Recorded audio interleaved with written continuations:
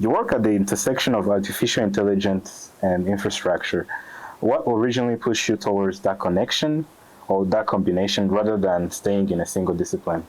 Yeah, that's a very tough question because recently we've had news about AI and the impact the field of AI is going to have in multiple sectors. So I finished my studies in 2023, and that's when people were talking about AI, and you had AI all over the news and talking about the impacts of AI in each sector. And I was reading this report, saying that there's going to be many jobs that are going to be lost due to the impact that AI is going to have.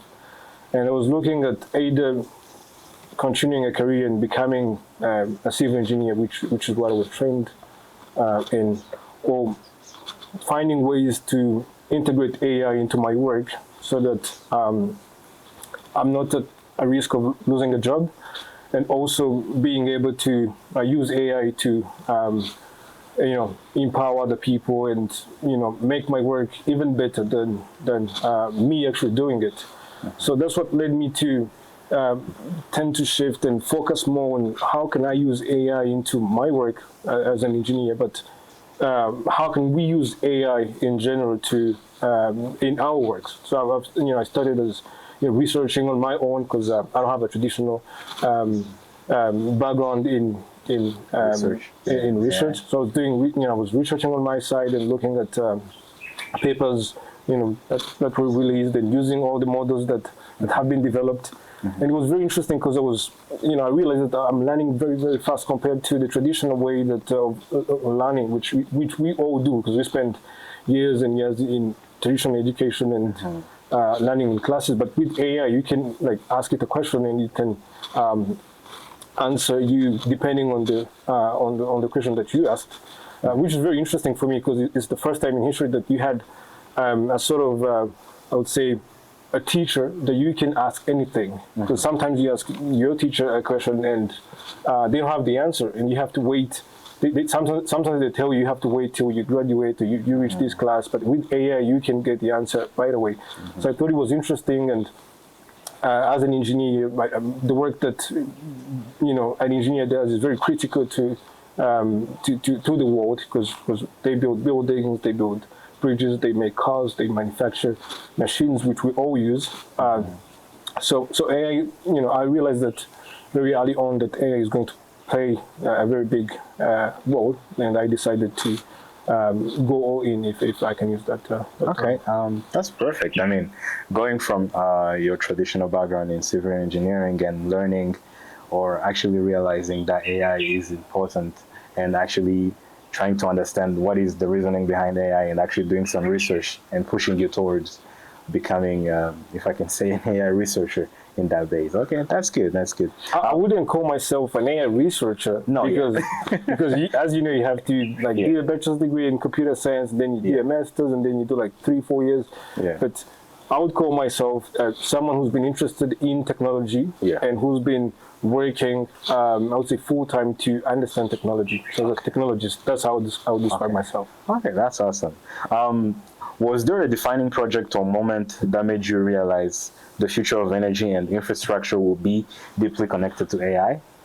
That's a very interesting question, because when you look at the world, AI basically uses electricity, because it's powered by this compute, and this compute uses electricity. So energy and AI is not that much different. They're basically connected, and if AI is going to be used in our everyday lives, that means we're going to need more energy, which means more sources of energy. And when you look at the sources of energy that we use nowadays, we want to make this shift towards renewable energy sources. For example, solar energy, nuclear, geothermal, all these types of energy that we can use.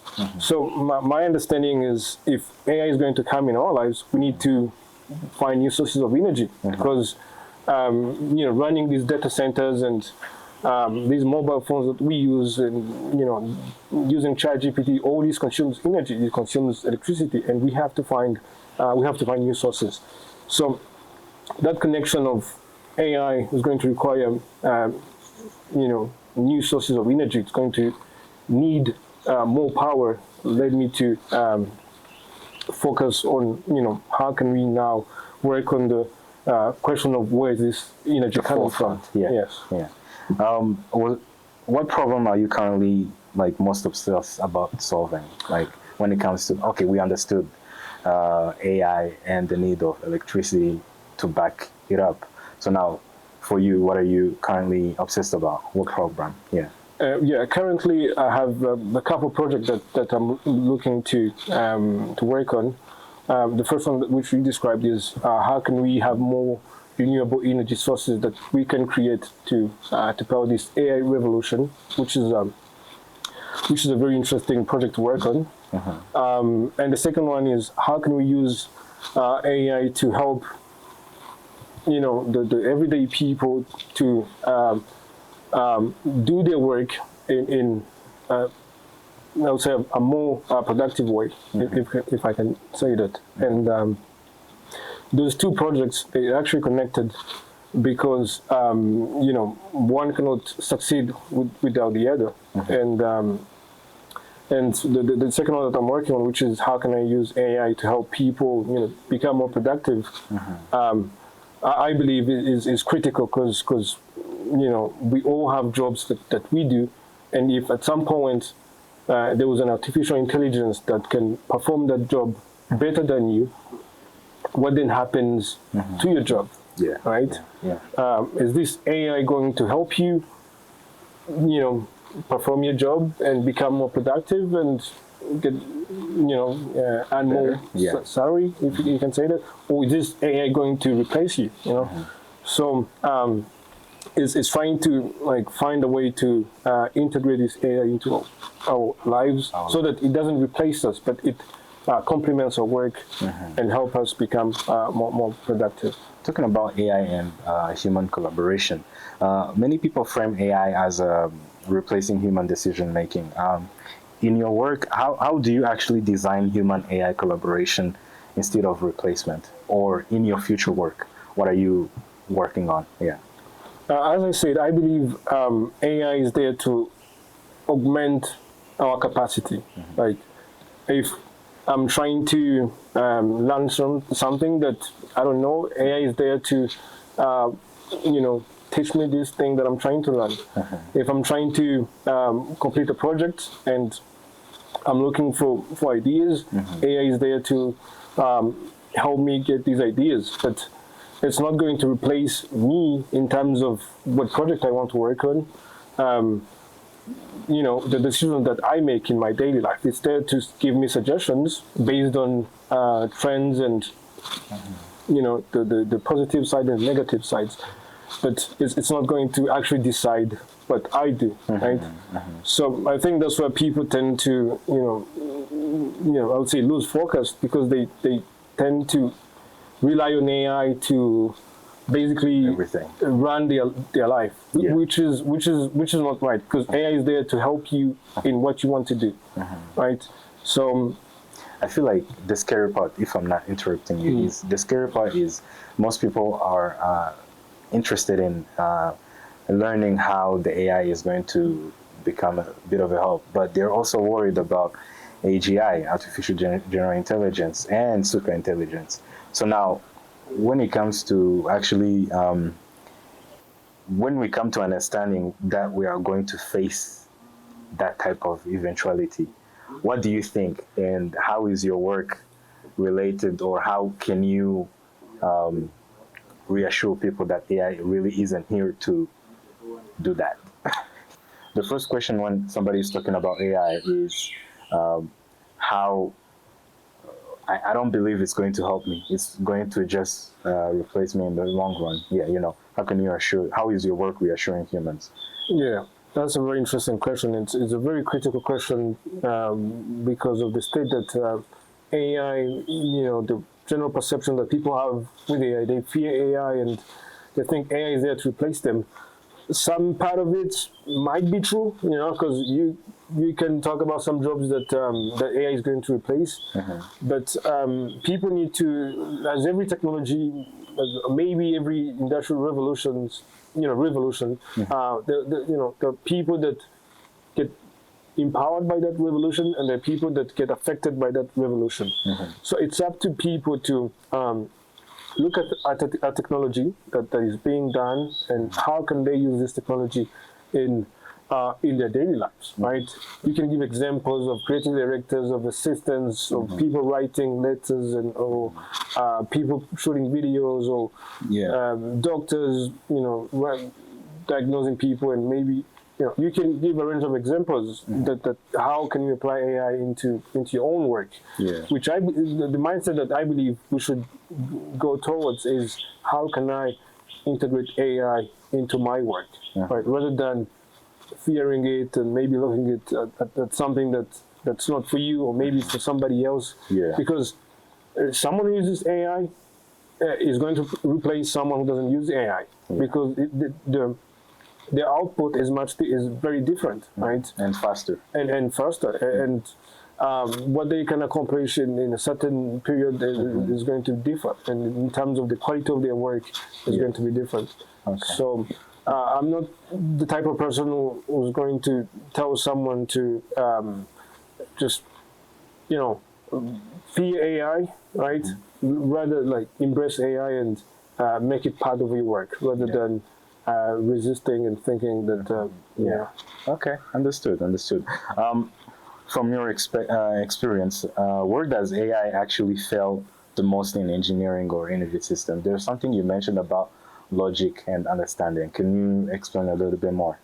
Nowadays, we don't have yet AIs which are tailored to our own specific industries, right? Most people in diverse engineering fields, they tend to resist using AI, right? For some reason that you can expand on and maybe explain. What I believe needs to be done is training these AIs to perform these specific roles, like the role of a construction engineer, a mechanical engineer, an aerospace engineer. Like having these engineering AIs tailored to their own specific industries, so that the AIs can understand better their job and help them in solving problems that they face. Right? Because it's a brain with unlimited knowledge, so it can answer basically every question. And if you're an engineer, you're stuck on a problem, maybe AI can help you unlock that thing that you need to get to the solution, or maybe be more creative, or invent a new technology that you're trying to do. So the problem today is having these AIs which are trained on these specific engineering fields, which that's the problem that is still lacking and needs to be agentic AI, basically. You also have worked on geothermal projects, and there is this understanding that it's expensive and highly risky, and uncertainty, of course. So how can AI reduce those risks underlining in the geothermal projects? Coming back to what we were saying, I have a professor of mine, the university where I went to, who has built this AI platform for PhD researchers, right? So they can, because he's been working in the industry for many years, and he knows problems that PhDs have been facing. So it's the same thing with engineering. It's understanding what problems are we facing in geothermal, for example. How can we identify areas that have this source, and how can we explore this source in a more, I would say, efficient manner, right? Using AI and so it's coming back to the foundation of having an AI tailored to the specific industry. The one we're mentioning is geothermal, and how can we use AI to help us explore this source, in a way that is going to give us an output that is more that what humans can do on their own. Okay. And I still believe the geothermal source is a source that is still unexplored or less explored than it needs to be. And in some countries where this source exists, they've started to build technologies to explore this source. And I believe it's something that needs to be Explored furthermore. Explored more than companies that do different types of energies. Yeah. Because we already know it's forever unending, if I can say so. There is always going to be energy, and the earth, of course, is full of energy. So why not actually use or understand how to exploit that, if I can say so. Exploitation is kind of like a bad word, but like exploration. Let's explore for the new energy sources. Yes, let's invest in these type of sources: nuclear, geothermal, solar energy, and let's put more efforts into like how can we build more renewable energy sources, because they exist. It's that people believe that they're not going to produce a certain level of expected output, which I believe is a false, it's a misconception, because there's no scientific work that's been done that says that renewable energy actually, cannot support or provide enough source needed for a city or for basically, lighting a country, urban mobility or urban housing. Yes. It's just false misconceptions that's been circling around, and I believe that all these needs to be addressed so that we can lean towards more renewable energy sources. If you had to redesign urban mobility from scratch today, what would it look like? It would be a very simple system with humans in the loop, more green spaces, and having more EVs, right? And just designing a place where people can live happily, because we have this concept that life is hard, and life is hard due to how we've built our environment, our society. So mobility is part of this ecosystem, and designing it in a way that is there to allow people to get where they have to go without waiting on, for example, bus stops, or maybe having cars that pollute the climate, right? All these are small details that make our daily life stressful. Going to work, you think about how are you going to commute to your work? Like, are you going to be hit by a bike if there's a lot of bikes where you are, for example? Like organizing every small transportation system so that it works in a perfect manner, rather than having a disorganized where everything is running in different directions, but have a small this. For example, I've seen some countries do it. They have lanes reserved for only for bus. So it's about organizing the place that we all use so that things look better and feels better to live in that place. So more EVs and more friendly places for people to hang out and co-working spaces. But also understanding that when it comes to the environment, you also have to realize that you have to go back to environmental sustainability and conservation. And how do we do that? Reducing fossil fuels, increasing renewable energy use, creating environment that are welcoming to both humans and animals, because animals, we almost always forget that animals live on this planet too. Because when I was a kid, I used to wake up and hear birds singing. I can hear them singing because we got trees in the background and we got everything.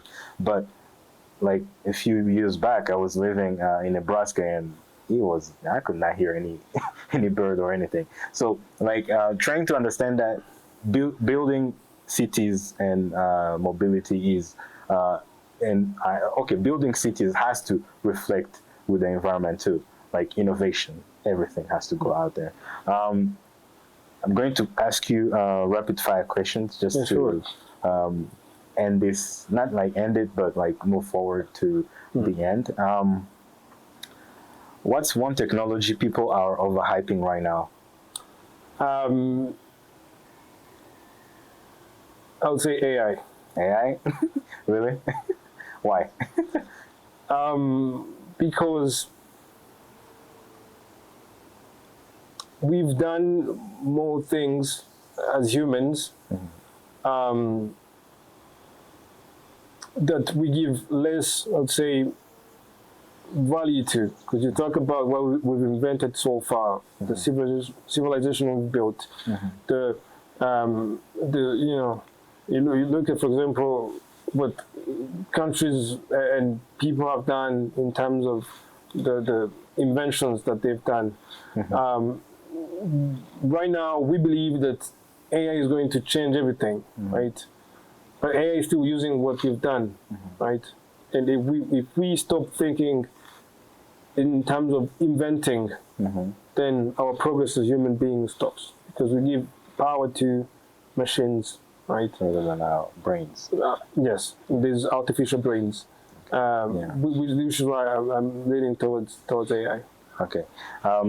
What's one technology people are underestimating? AI.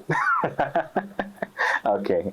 I'm not going to ask you why, but I feel like we know why. What's the biggest bottleneck in global energy transition? I would say it's the mindset that needs to change. And people needs to realize that renewable energy source is actually better. If you look at the place that is powered by solar and the place that's connected from the grid, if you have, you know, the feeling even in itself is different. It's sometimes we tend to complicate. We go into the sciences and things and stuff. But someone who has a biogas that powers their house, they actually be better than someone who's living in the city connected to the grid, and there's power outages all the time, and they have, you know, all these things. So I believe we need to, getting to the point we're making earlier, we need to change this mindset, because, for example, renewable energy, the sun has an unlimited energy. It's always there in the morning. It powers life in its full form. So why not explore that source and go into the direction of something that's going to end at some point? So it's an experiment that human beings have done, which doesn't make sense, because the sun is, if the sun doesn't shine in the morning, there's no life, basically. What's a book or a thinker that influenced your work? I would say I'm influenced by a lot of people, but I'm more influenced by ideas of every day, or maybe I would say I'm influenced by problems that I see. Right? I listen to different people, but what drives my work is problems that I see today that needs to be solved, needs to be addressed. Who would you call your role model?